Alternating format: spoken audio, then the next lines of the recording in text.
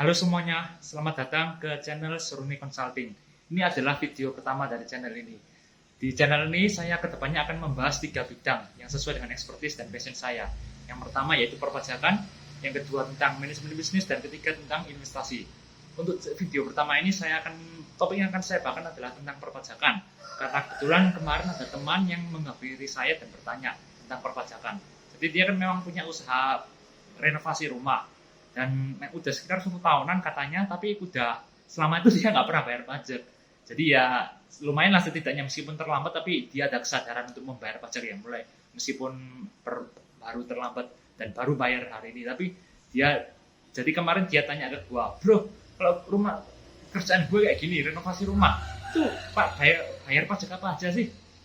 Nah kalau renovasi rumah kan udah kelihatan ya, bisnisnya berarti kan tentang jasa dan bidang usahanya konstruksi. Nah, tapi pertanyaannya, kalau jasa konstruksi itu harus bayar pajak kayak gimana? Sebetulnya simpel ya, pertanyaan kayak gini ya. Tapi sebenarnya kalau kita bicara konstruksi, jasa konstruksi itu rada tricky. Karena kalau ada 2 macam ya. Kalau kalian lihat di undang-undang perpajakan itu ada 2. Bisa dikenakan objek pajak, yaitu UPPH 4 ayat 2 final, itu ada jasa konstruksi. Tapi kalau kalian lihat lagi juga, bisa juga kena namanya PPH 23. Nah, coba kita telisik ya. Kalau kita lihat PPH 4 ayat 2, misalnya ini ya. Saya nggak terlalu ingat detailnya ya. Jadi kalau kita lihat dalam PPH 4 ayat 2 huruf D tertulis penghasilan dari transaksi pengalihan harta berupa tanah dan atau bangunan, kemudian koma usaha jasa konstruksi. Kemudian ada usaha real estate dan persewaan tanah dan atau bangunan. Kalau kayak gini, berarti kan kelihatannya udah jelas ya. Usaha jasa konstruksi itu masuk UU PPH 4 ayat 2 final. Belum tentu. Coba kalau kita lihat dulu ya. Kita lihat sekarang yang PPH 23 ayat 1 huruf C nomor 2. Di situ tertulis imbalan sehubungan dengan jasa teknik, jasa manajemen, jasa konstruksi, jasa konsultan, dan jasa lain selain jasa yang telah dipotong PPH 21. Loh, kalau kayak gini kan kalian pasti bakal mulai bingung ya. Banyak yang bingung sih sebenarnya. Jadi yang benar kalau konstruksi itu kena PPH 4 ayat 2 final atau kena PPH 23, atau bahkan bisa jadi apakah mungkin kena dua-duanya. Wah, kalau kena dua-duanya pasti yang jasa konstruksi pusing bener. Tapi enggak. Di sini yang perlu kita lihat lagi ya. Sebenarnya kan ada sedikit perbedaan dalam penggunaan bahasanya.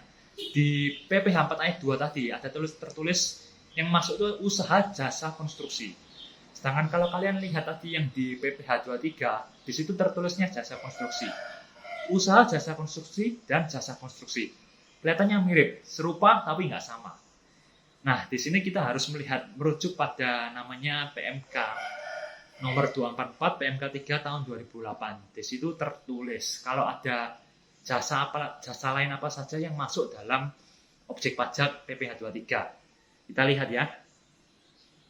Nah, kalau yang di PMK 23 nih, ada jasa instalasi, pemasangan mesin, peralatan listrik, telepon air, gas, AC, dan atau TV kabel. Selain yang dilakukan oleh wajib pajak yang ruang lingkupnya di bidang konstruksi dan mempunyai izin dan atau sertifikat sebagai pengusaha konstruksi. Nah, jadi itu ya. Kalau kalian usahanya konstruksi tapi di bidang instalasi, pemasangan mesin, sampai kabel dan macam-macam, ini masuk PPH 23. Kemudian ada juga lagi jasa perawatan, perbaikan, pemeliharaan mesin, peralatan listrik, telepon air, gas, AC, TV kabel, alat transportasi kendaraan dan atau bangunan. Selain yang dilakukan oleh wajib pajak yang ruang lingkupnya di bidang konstruksi dan mempunyai izin atau sertifikat sebagai pengusaha konstruksi. Sama juga. Kalau usahanya di perawatan dan macam-macam itu kena PPH 23. Tapi syaratnya adalah kalau yang kena PPH 23 ini tidak memiliki surat izin usaha sebagai surat ini ya. Namanya SIUJK atau surat izin usaha jasa konstruksi, atau pilihan lainnya memiliki SBU, sertifikat badan usaha yang dikeluarkan oleh lembaga pengembangan jasa konstruksi. Jadi kayak gitu ya. Kalau misalnya gampangnya kayak gini, kita lihat ya. Kalau misalnya perusahaan memiliki izin, yaitu izin tadi SUJK atau SBU yang dikeluarkan oleh LPJK, maka perusahaan konstruksi tersebut dianggap akan kena sebagai PPH 4 ayat 2, sifatnya final. Nah, tapi kalau nggak punya sertifikat SUJK ini ya, maka selanjutnya harus dilihat lagi. bidang usahanya apa? Kegiatan usahanya. Kalau kegiatan usahanya seperti yang disebut dalam PMJK, yaitu jasa instalasi listrik, telepon, kemudian ada juga jasa perawatan, pembangunan, perawatan, perbaikan, pemeliharaan mesin, TV kabel, listrik, kendaraan, dan pembangunan.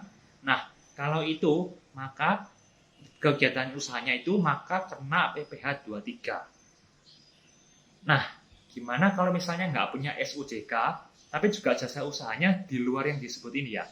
Misalnya jasa usahanya sebagai kontraktor, membangun rumah dari tanah kosong sampai ke bangunan jadi.